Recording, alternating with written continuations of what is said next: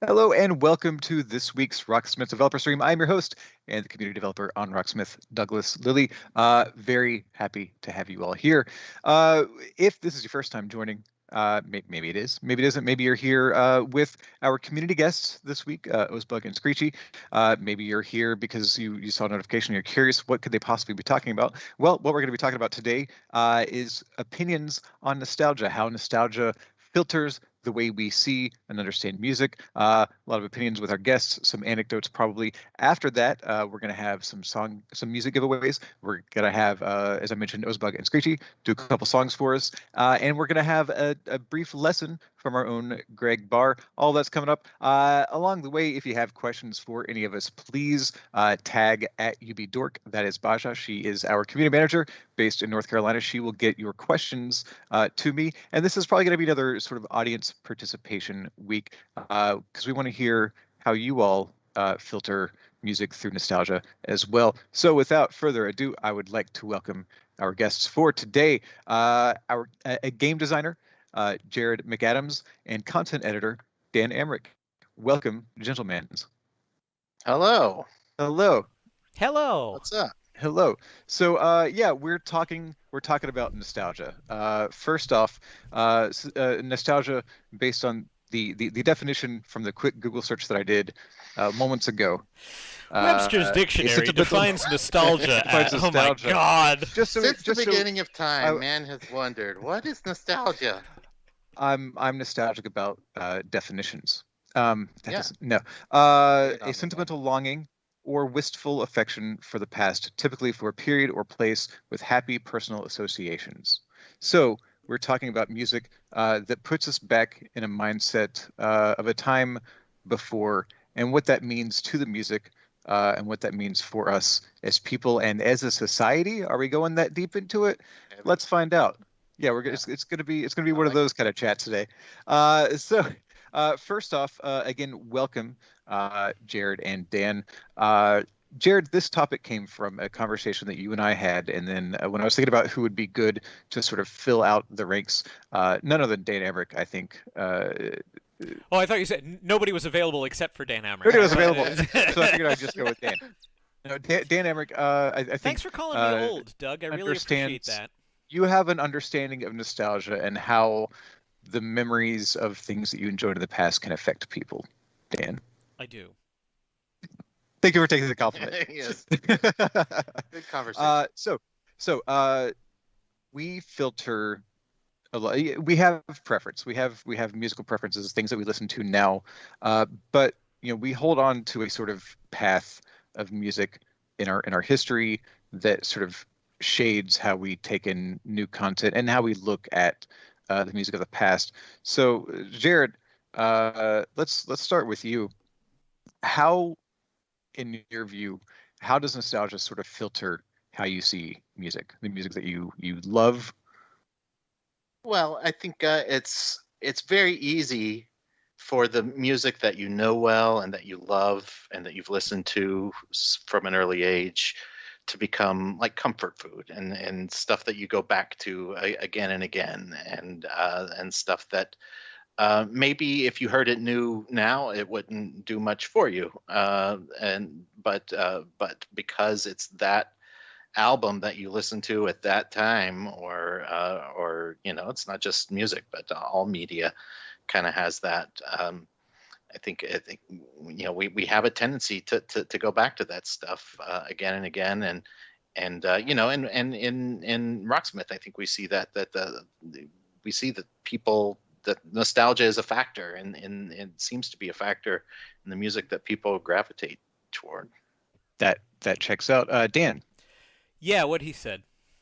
No, I mean, yeah, there's. I think that the nature of music is that it's always like, you've heard the phrase the soundtrack of your life, right? Like, we all have a different soundtrack to where we were at different points in our lives. And sometimes you're going through a period that's like unpleasant, and it's music that gets you through. And that's what I find is the stuff that I'm the most nostalgic about. Like, there's when I was a young and spry record reviewer in New York City, Crash Test Dummies' God Shuffled Its Feet came out.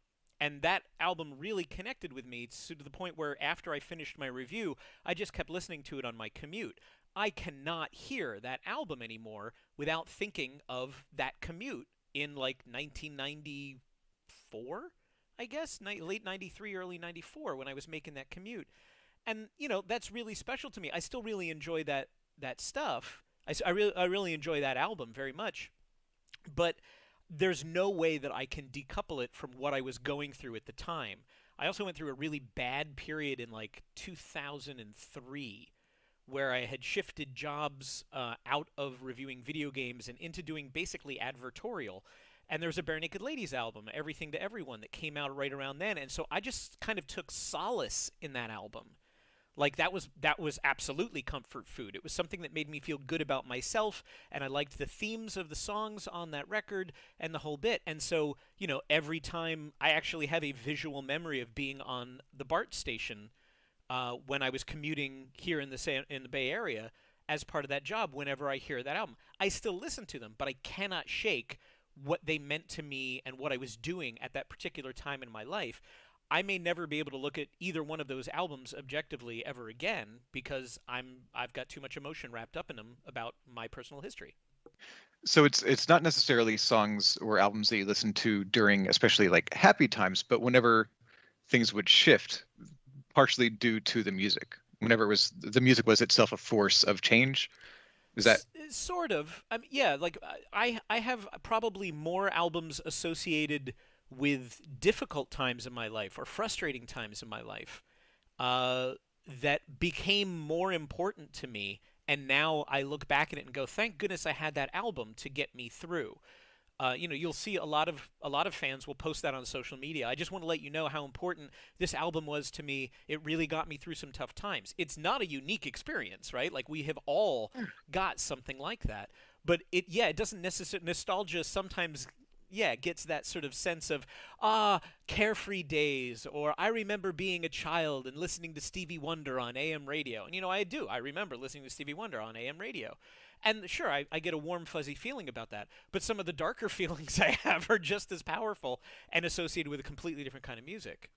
And I think it's part of that seems to be, to me, related to the way we interact with music when we're in different emotional states. I mean, the happy, carefree summer at the beach, at the public pool, songs, Whitney Houston blasting on the loudspeakers, that's one kind of thing, but it scratches a certain itch, but it's not that deep itch of like sitting in the dark under the covers in your room with your headphones on, listening to the same 3 songs over and over and over and over again. Right, but I mean, that is a type of nostalgia, though. I think that sure, it immediately puts you back in that mindset, and even though you might not have those same emotions about that same person or event, those emotions can come flooding back all of a sudden, or you can at least kind of feel what they were, even if there's some distance there with that music. In the chat, Shortcat mentioned, music is so therapeutic. When Dan was talking about using it as a process of healing and being able to go back to that shift, and I think that sort of that helpfulness that music can provide is something that lets it linger in your memory. Those scars, if we're going to get dramatic about it. I mean, at the same time, there's also totally pop culture nostalgia. Like if I'd say Get Lucky by Daft Punk or Gangnam Style by Psy, like they were such massive hits that sort of touched every country everywhere. Like you probably have some awareness of where you were or what you were doing that summer when those songs hit. It's why it's like, what was the song of the summer? A lot of people like to talk about that at the end of a season, like because summer is a time that you associate with social events or hanging out with friends or listening to the radio or, whatever. And whoever's big song it is kind of winds up helping define that period of your life, even if it's not traumatic or dramatic for that matter. It's just like, everybody remembers doing this for a little while, like where were you? And you can't not have that, mid 2000s or 2010s nostalgia because of that. And even if it's not a song that you would necessarily like be into, if it's not something that would normally align with your tastes, if it's associated with the sort of highly That emotive times in your moment. life, Yeah. it's Yeah. gonna stick. It's gonna stick. And you were talking about the soundtrack of a year or a summer. I feel like there's a pretty good chance any given year it was through my lifetime. I think Will Smith has had like 5 songs of the summer. Right? It So it's feels probably Will Smith. almost like he's targeting, right? Like, Mhm. Yeah. I kind of want to be the song of the summer. I'm going to make a song called Yeah. Summertime, you know? Yeah. Yeah, he's really good at it. Yeah. He And knows that what was he's a doing. song that in particular that I feel like kind of tried to bring its own baked in nostalgia Mhm. with it. Because You he's know, it's describing all yeah, these scenes that you can't yeah, help but then see. And even if you didn't hang out the way, but you felt like you did because you knew all the words to the song. Hmm. Hmm. exactly. Um, so how do you see definite pros or cons to having this nostalgic tie to the music of your past? Does it benefit or ever uh, kind of add to drawbacks or changes in the way that you see the music? Yeah, I wouldn't want to put a value judgment on it and say this is bad and this is good. I think it can have the effect of limiting your palette, limiting your range of the music that you're into, and making you resistant to new music or different music. And you know, I think we see a lot of people whose taste sort of gets calcified, and you know, whatever you know, any music after you turn 25 might as well not exist, and that certainly happens. Or any music that belongs to a genre that you're introduced to later in life might Yeah. seem exotic, or any opinions you formed about a particular genre early in life may be hard to shake off. I don't know that that's necessarily a bad thing, though. I mean, that's kind of human nature, and it seems, you know, I think it is escapable, but you kind of have to work at it. And if broadening your musical horizons is something you want to do, then you're going to have to maybe fight against some of those tendencies.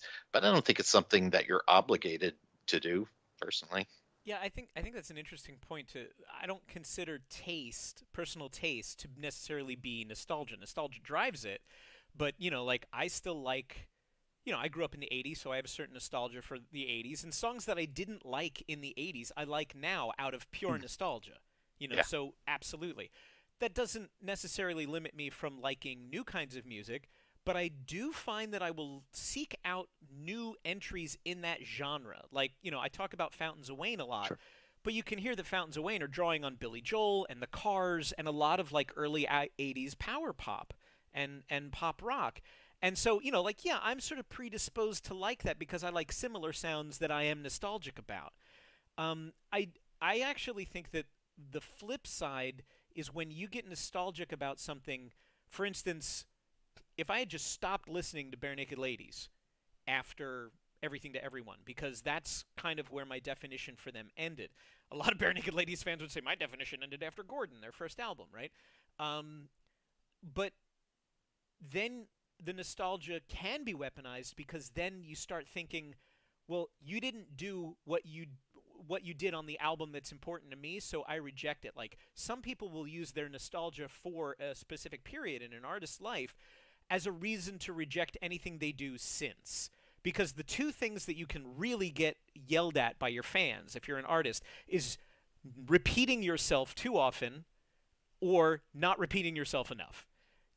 Like, oh, this Right. this song, this album is a throwback to the classic stuff, which means I tried 3 different things and you guys wouldn't let me reinvent myself. I think of Madonna as somebody, who very clearly just kept trying different things. U2, again, I'm dealing with the 80s artists, but U2, like, they did that whole Zooropa 90s thing, and people were angry about that because it didn't sound like Joshua Tree or Unforgettable Fire. And yet it's like, but they're artists. You have to let your nostalgia for what Joshua Tree meant to you in 87 shouldn't stop them from exploring something new. And at that point, it almost becomes the fans can limit an artist's ability to keep moving because of the fans' own nostalgia. That's, to me, the dark side of it. Well, I think Dan, actually that might support what Jared was talking about as far as having nostalgia for certain songs, certain albums, sort of building the lattice work of your current identity, that sort of categorization and that truth of, that this song is this way to me, can then be reflected or projected onto the artist, to say that, well, this isn't ringing true to what I know about this artist, so it's wrong. And whatever music this artist is making now is wrong because it doesn't align with the narrative that I've created with Well, my I think, memory. it's worth making a distinction between what's good and what's commercial. The a band hits for whatever alchemy of reasons they do, and then then they're not just a band. Now they're a brand, and their brand has a particular identity. And Hershey's makes chocolate, and Jello makes Jello, and U2 makes jangly guitar anthem rock. Yeah. And that's what you expect from that brand. And if they go off brand, maybe that affects them commercially, but it doesn't necessarily affect them artistically. But again, I don't know that it's, I mean, I'm personally a little reluctant to say, hey, since you liked what they did that first time, you need to be on board for the other things that they do. I know for myself, I'm Sure. a huge REM fan, but I have a really hard time with everything after Automatic for the People. It's not the stuff that I got on board with. But it's good, and I like that music, but I don't have like the visceral reaction to it that I have for the earlier stuff. And that's not their fault. That's not their fault. They didn't do anything wrong. Yeah, They were just right, them. right. They're just being artists making music, and your life changed despite what they were doing. And it's almost like you're saying you can like different things. Well, I wouldn't go that far. Okay, is that dangerous opinions? So we're talking a little bit about sort of collective nostalgia and I guess the canon and curation. And one thing that Jared, you and I were talking about, and I think Dan, we may have mentioned this, is that, and this is something that I read, and I wish I could cite where I read it, but somebody was mentioning nostalgia doesn't necessarily, we might not experience nostalgia in the same way moving forward, because previous to the internet, there was a sort of flow of culture where TV, music, things would be on television, things would be on the radio for a while, and then they'd go away. They might pop back up a couple decades later, but for the most part, there was a flow of entertainment. Whereas now, anything that comes out is going to remain just as available. It might not be sort of highlighted, but shows that came out in 2010 are just as available now, even if they're off the air, as they were then. So how does this change? Do we think this is purely speculative? But how do we think this will change, or will it change how we interact with nostalgia in the future? So basically, you're asking, how can we miss something if it won't go away? Yes, there is something to that. I noticed that with my own kid, who's 8 years old.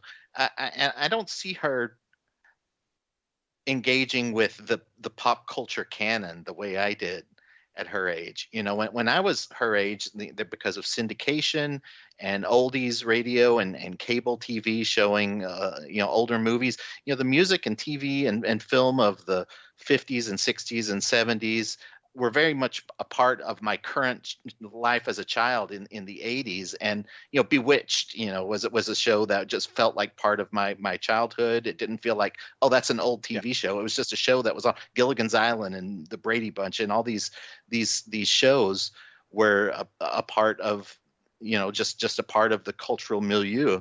And I was, and I would find myself like feeling like, oh, there is this canon of pop culture that I need to know about if I'm going to understand what stand-up comics make jokes. And I'm like, who's Keith Moon? I need to know about that if I'm going to get these jokes. So, and I don't see that happening with my kid now. Even though all of that stuff is available, she's only really watching new stuff. Interesting. Yeah, because I know there's a select number of people that I can make Dobie Gillis references Yeah. to, who I think will get those. I think it's both of Yeah. us. Yeah, I guess the I two of think you. they're all on this call. That's why I wanted both of you on this call, just so I could talk about Dobie Gillis. So are we going to look back at this time and think about like what is now coming out, or are we going to be sort of stuck in a perpetually growing but not necessarily forward moving idea of the culture and of nostalgia?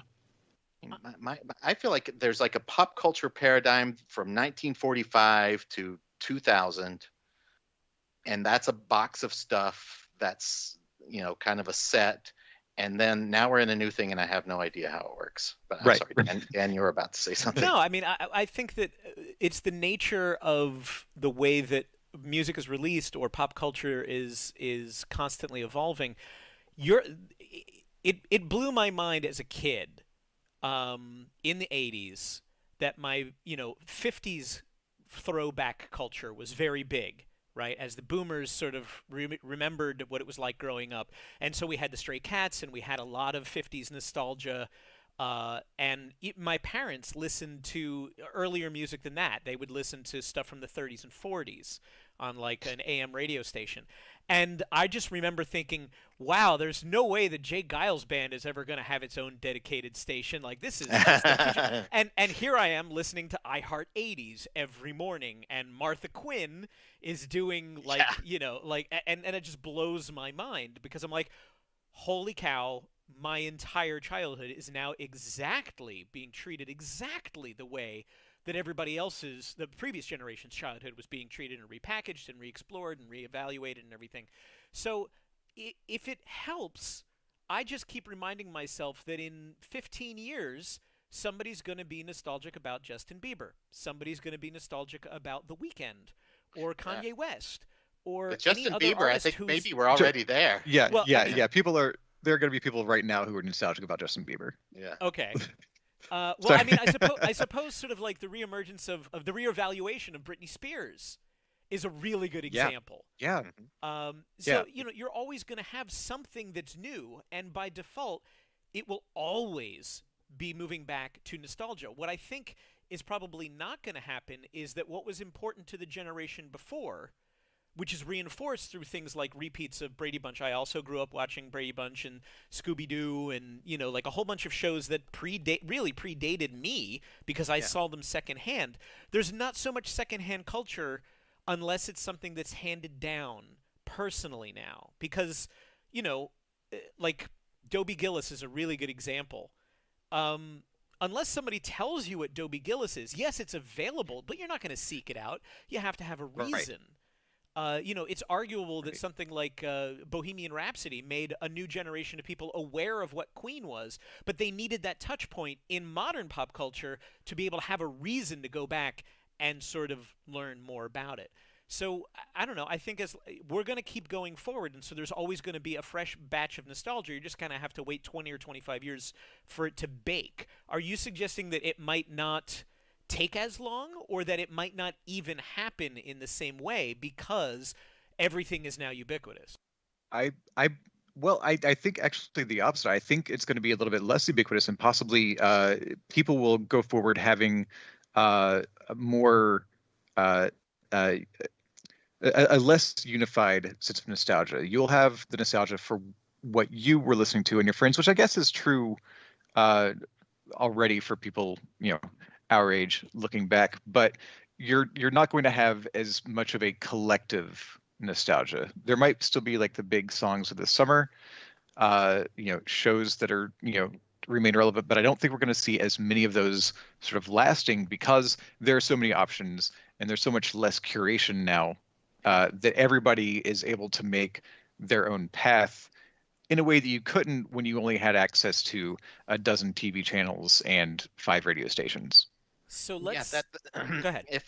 That's the I think that's right, that there's a balkanization among the people who are watching and consuming things now, and it's less ubiquitous. But I think Dan's point earlier is like there's really the cross generational nostalgia, like the nostalgia that my dad and I can share for Gilligan's Island. I don't think that's a thing anymore. I think each person will have their own personal nostalgia for the things that they resonate with, but that sort of thing where we all feel attached to Yogi Bear or something Dobie Gillis, some media that is old enough to be from my parents' generation, but I still consumed, without. And again, as Dan said, like if I want my kid to be into something that I watched as a kid, I have to make her watch it. But I didn't. My parents didn't make me watch those shows. It's just what was on.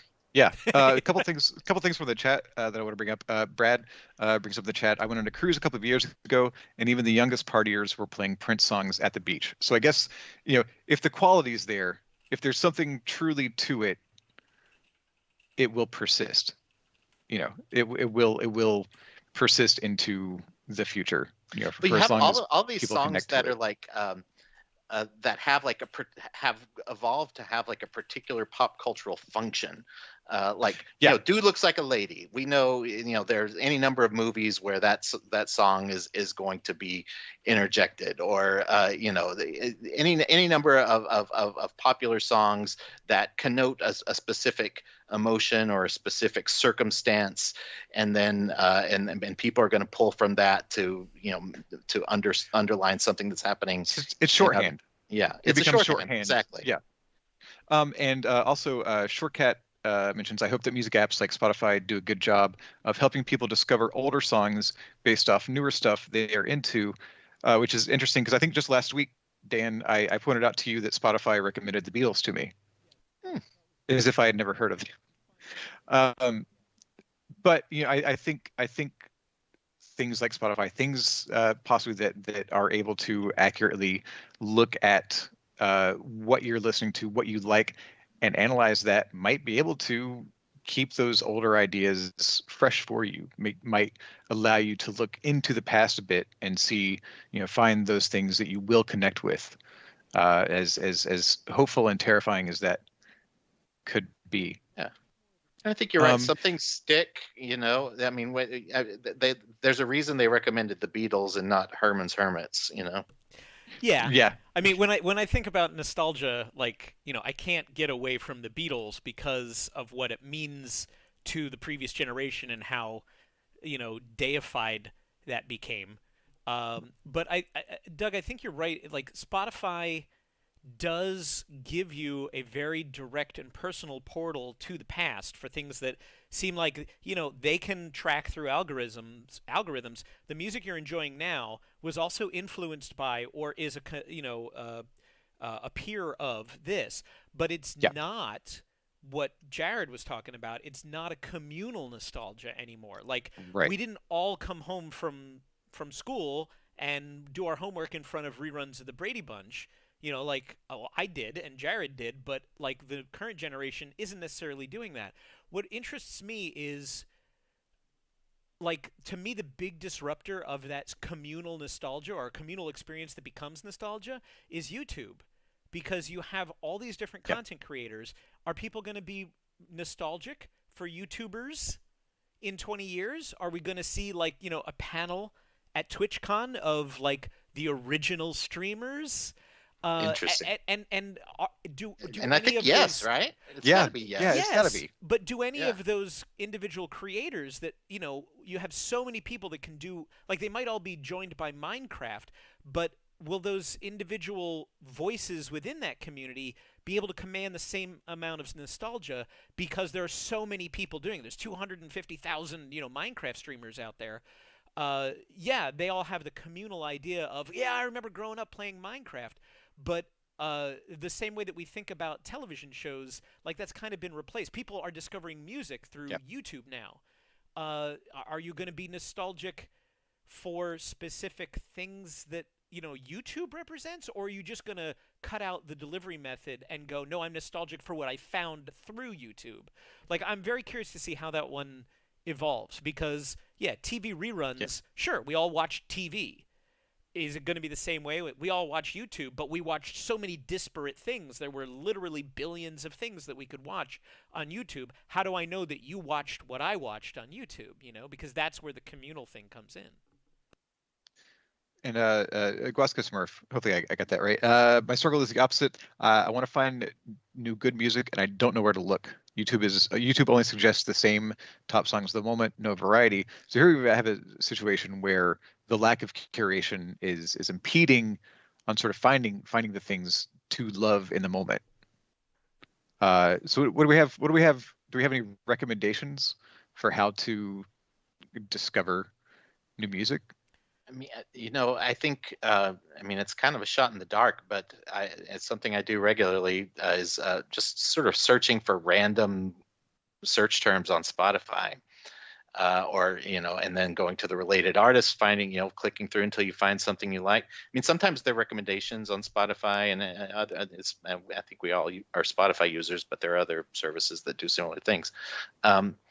But there's the Discover Weekly thing on Spotify, and there's some other, and they do their sort of daily compilations, and going through related artists to things that you like, if you want to find things that are similar. But if you want to find just random things, my favorite thing to do is to just search not for anything musical, but search for like sunny day, or outdoor barbecue or whatever, and then look at the playlists, and then the top few will probably be all songs that you already know, but then you'll get into the deeper cuts of the playlist where people have put their personal favorites in there. You can find some gems that way. Yep. I love that. Do what I did. Go ahead.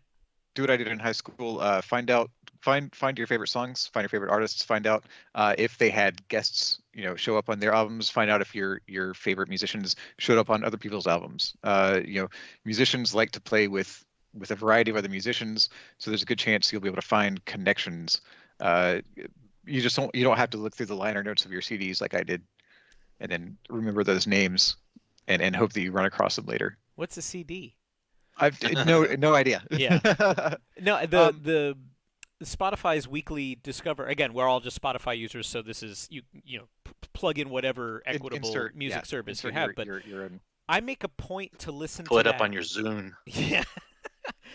I make a point to listen to that every week just to see, because I want to understand my own tastes better. And I have a special playlist that, if anything comes up there that I've never heard before but really thrills me, it's called Stuff Spotify Taught Me. And I just throw that into there. And it can be something that I've never heard before. Sometimes it's an artist that I knew, but I'd never heard that track. Sometimes it's something completely new.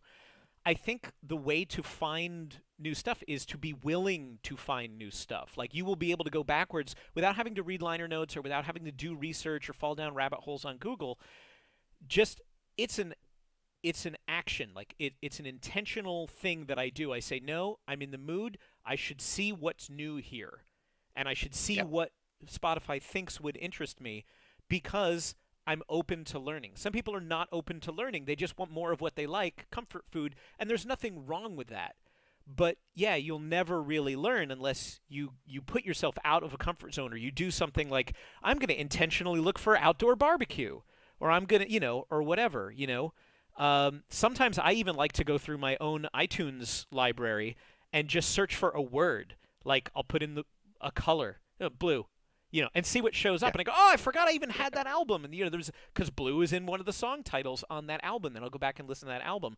And that's like a little instant nostalgia trip for me, because I had completely forgotten about my experience with that music. So really, if you want to keep yourself inspired and you want to feel like, gee, I want to know where this came from, you have to put yourself out there to be willing to learn, or be willing to hear something that you might not immediately like in the process of finding stuff that you do. That's a good segue Dan to I think the last topic that I want to cover up real quick. Apparently there's some stream issues right now. Oh, hopefully, are we? Can you hear us? Are we good now? I've got no issues on this tech side. I'm not even showing any dropped frames for what it's worth. So okay. We're going to blame this one on YouTube. Okay. All right. Hopefully everything's fine here. So I did lose the question. What were we talking about? We were talking about revisiting sources of nostalgia. So do you tend to actively go back to things that you know that you're nostalgic for, or do you avoid those? Because I tend to avoid things that I'm nostalgic for now. I tend to like to keep the nostalgia where it is. Because sometimes if I go back and revisit things that I know I loved in the past, it won't hit me the same, and I'll lose that connection. And I think I would rather have the memory of having enjoyed it than go back and be like, this wasn't as great as I thought, or it doesn't bring me back to the place that I thought it would. I haven't been censoring my nostalgic urges at all. Maybe to my detriment, but yeah, I kind of let it rip. And sometimes I'm just in that mood where I just want what's comfortable. Sometimes I'll find like a video of like 2 hours of 80s commercials on YouTube, and I'll watch that while I fall asleep or something. It's very, very comforting. And sometimes I'll just put on a record that, especially if I'm working, I'll put on a record that I've listened to 500 times and listen to that, or I'll listen to the Beatles, or I'll listen to Thriller or something that I just know intimately and have known intimately since as long as I can remember. And then sometimes I'm like, no, I don't. I want to mix it up. And sometimes I find myself, falling into the trap of I'm rejecting it because it's unfamiliar, and then I find something familiar, and then I'm like, this is boring. So I don't know. I don't know if if I have a good answer for that. I don't really censor myself either. Like, I know when I'm putting on certain albums that I'm going to get a certain feeling. I have to be ready to be willing to relive those moments in my head. Have the emotional strength to bear. Yeah, like there is one 80s song, When in Rome, The Promise, that I will forever associate with a bad breakup. Like, I'm 50 years old and I still remember how I felt when I was 17. Like, it's that bad. So I don't seek that one out. And I will flip the station a little bit when if it comes on, if I can. But even now, I'm just like, just deal with it, like, whatever. You're happier now. She's happier now. Get over it, Right. And yet I can't because that nostalgia was just so, and it was only because it was in heavy rotation in the mornings when we were dating. So, like, for that 3-month period, that just happened to be when my local top 40 station was just shoving When in Rome down my throat every morning, and it came up in rotation. So I will often pick stuff because I'm in a nostalgic mood. Because I want to, especially if it's something that I feel like I take strength from that period in my life, or I was very proud of what I was doing or who I considered I was at that time. Sure, I'll go ahead and do that. What I really like is the idea that when Jared falls asleep listening to 80s commercials, he wakes up and he's a little groggy, and then he finds I've ordered a pocket fisherman, a garden weasel, a chia pet. Like, I can only imagine what your Amazon says when you wake up from a bender of like Friends. K-Tel Records presents.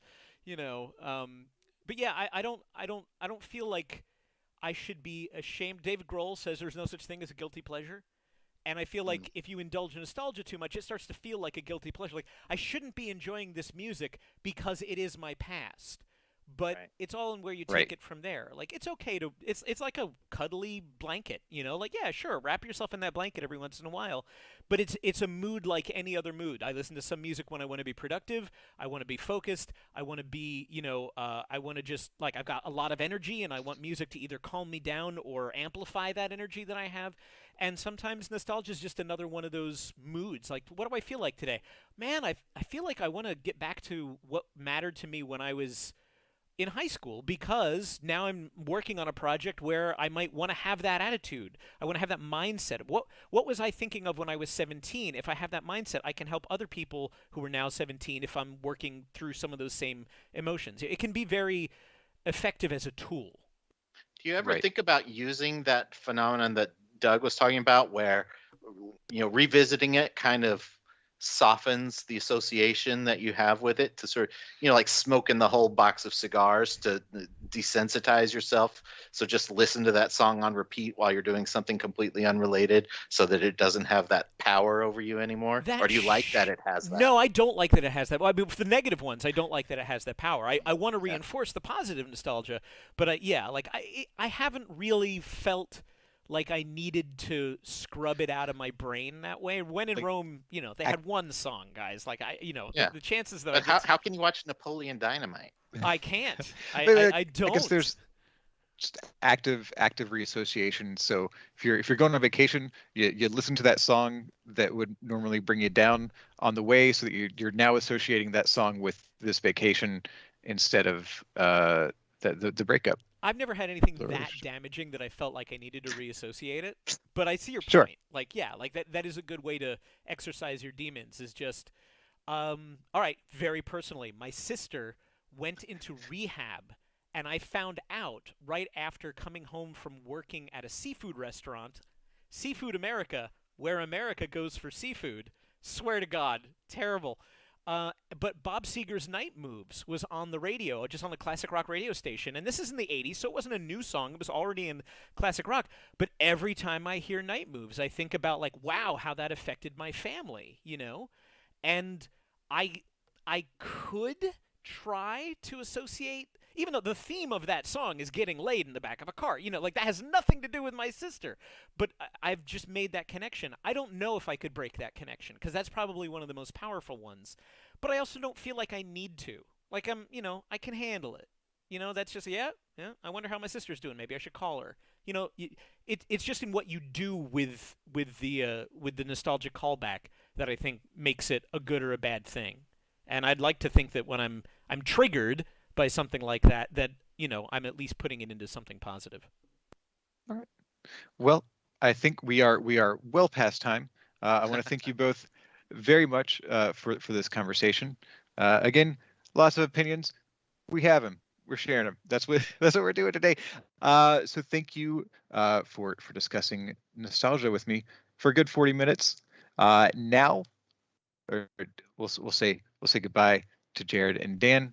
Actually, I want to talk about that first 10 minutes that we spent, because that was really a great time for us. Are you missing it? Yeah, I'm missing it already. It takes me way back.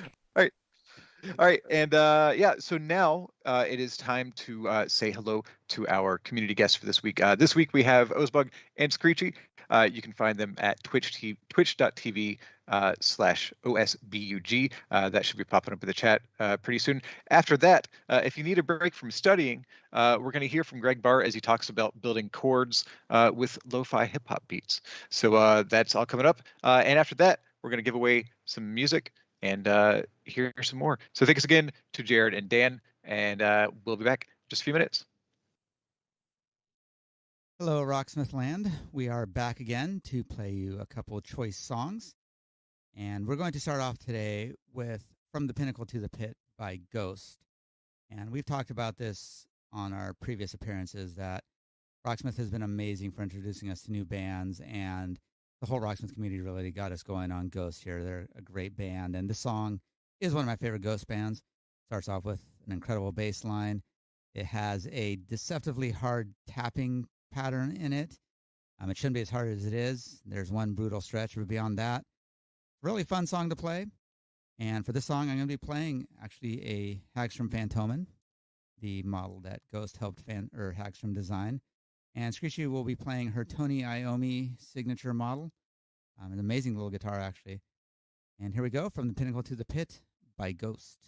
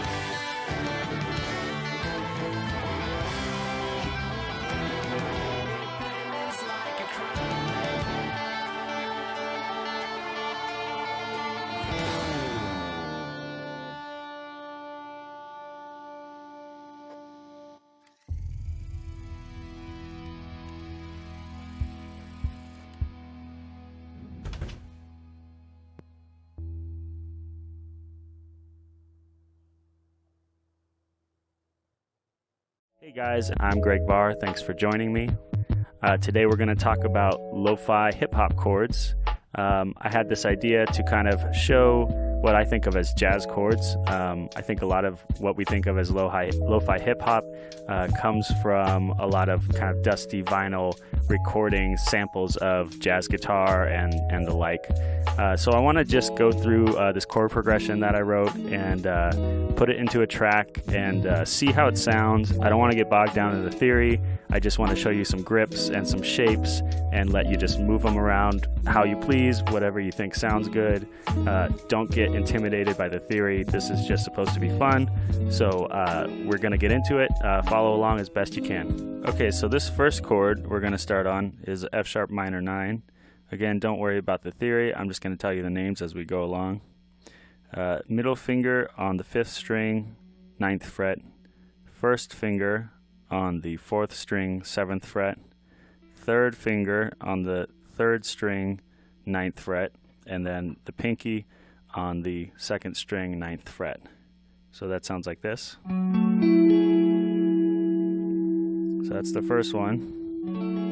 Second chord, you're just going to keep everything the same, but move down your middle and your 3rd finger 1 fret. So middle finger goes to the 8th fret, and 3rd finger also goes to the 8th fret.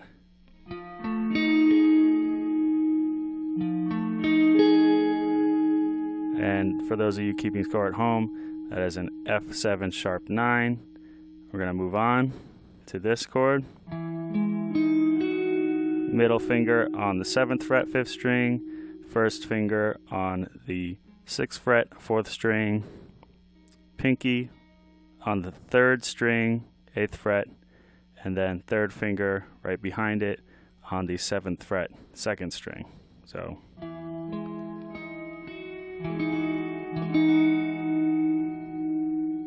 and that's an E6 9 chord.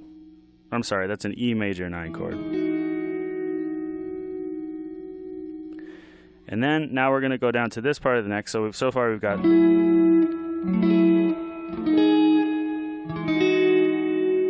okay. Next part, this shape, all three of these same chords. So this is a very common shape in jazz. It's a minor 7 shape with the root on the 6th string. So we're going to have middle finger on the 6th string, 4th fret, and then a bar with your ring finger across the 4th string, 3rd string, and 2nd string. So it looks like this. And you kind of mute this 5th string will be muted by the back of your middle finger. So you kind of want to leave that muted. So that'll be our chord, and then you just shift it down 1 fret at a time. And then again. So it's kind of like 2 passing chords, right? So far we've got, and then passing chords. All right, all the same voicing. Now we go up to that first chord again, and I slide into it. But it's that same voicing as the very first chord, okay? And then the next chord, we're going to shift up so that our first finger is on that 9th fret, 5th string, and then 3rd finger on the 4th string on the 11th fret, and then you're going to bar, so you flatten this first finger so that you've got the 3rd string on the 9th fret, and then your pinky is going to reach down here and grab the 12th fret on the 2nd string.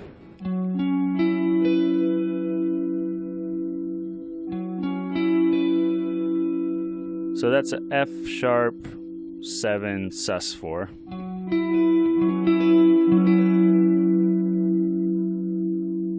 Okay, so you got that. So we got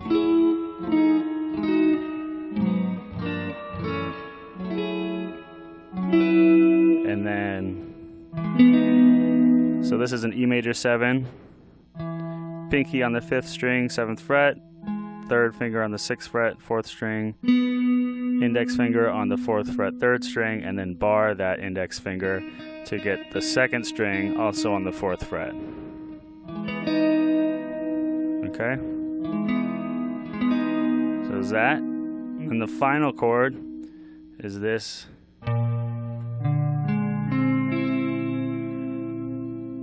This B flat 7 or B flat 13 sharp 11, and that is just middle finger on the E string on the 6th fret, first finger on the 5th string 5th fret, third finger on the 4th string 6th fret, and then you bar your first finger again to get this on the 3rd string 5th fret, and then also the 2nd string on the 5th fret.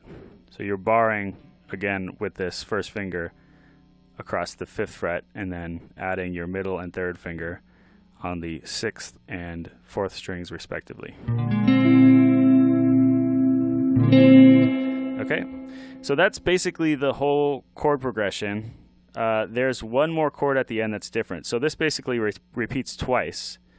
And then the very final chord, instead of going right to the E major 7 at the end, it goes to this E major 7 sharp 5. So basically this note is going up to here. So it's just kind of a delayed resolution. So that voicing is like this. See that? Okay, so let's play through the whole thing really quick.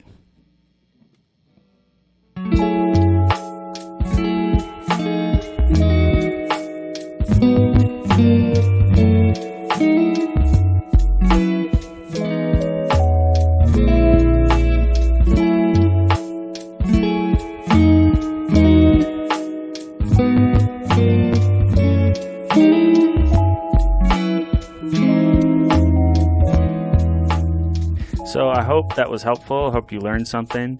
Again, don't get too bogged down in the theory.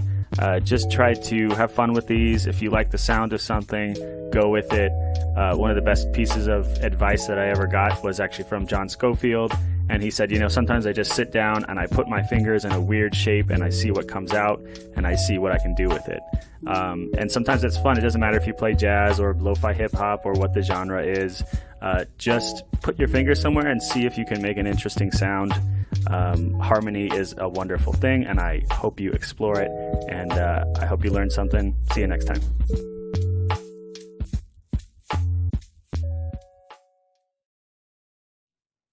Thank you very much to Greg Barr for demonstrating some of those nice lo-fi hip-hop chords for us. Before that, we had Osbug and Screechy. Right now, we are going to give away some songs. So if you pay attention to the chat, look for UB Dork in the chat. She is going to drop 5 codes in the chat. First come, first serve. If you grab it, you can use it. These are all for Steam, and this will be the Alice Cooper song pack, which includes $1 Billion Babies, Poison, and School's Out. So good luck, and if you grab those, enjoy. Coming up right now, we have another song with Osbug and Screechy, and I don't think that they mentioned it, but and I'll mention it again after this. For the month of April, they've let me know that any donations, subscribers, any bits that they get on their Twitch channel are going to go to Gojira's Operation Amazonia. There should be a link in the chat any moment now that lets you know more information about that foundation and about what they're doing. But yeah, check out Osbug's Twitch channel, twitch.tv/OSBUG, and let them know. And here they are with one more song. For our second song, we are doing a song that meets one of the other important criteria for us, especially as a 2-player stream, and that is a song with 2 fun guitar parts. They don't necessarily both have to be hard, but they have to be songs that have 2 paths that we can both play. Sometimes we do bass and guitar. Sometimes we do guitar and guitar. And this is one of those. This is 8 Ball Corner's Pocket by Hail the Sun. And this one has 2 very fun guitar parts. And this song was actually done by one of the members from the band. He did the chart. And I'm going to be playing my Greco Super Power model. I've played this one before, a Gibson Lawsuit model. It's not authentic, and our community likes to call it the John Paul. And Screechy, again, will be playing her Tony Iommi signature model. So here we go. 8-Ball Corner's Pocket by Hail the Sun.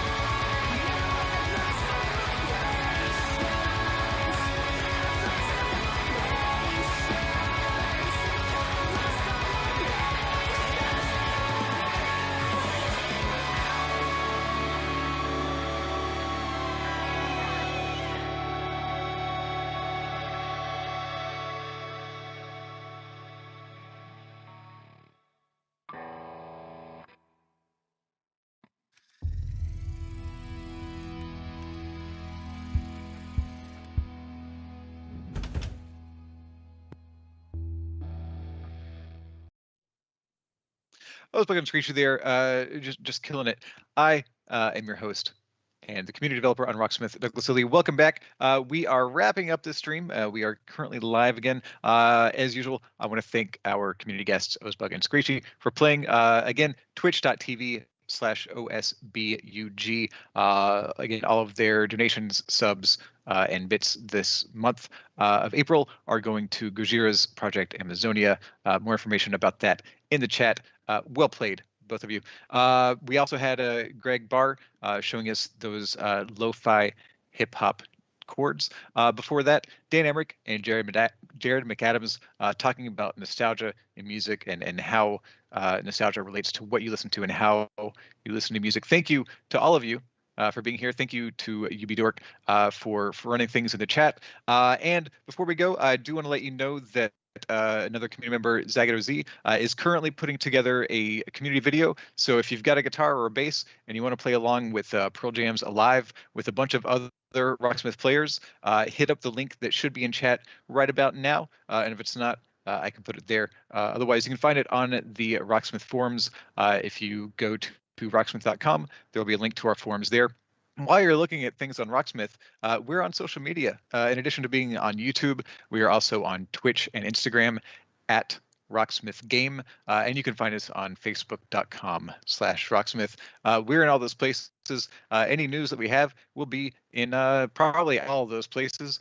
Thank you so much for being here. We'll be back in 2 weeks. I will be away, but we're still going to have a stream, and I can't wait to see you there from a distance.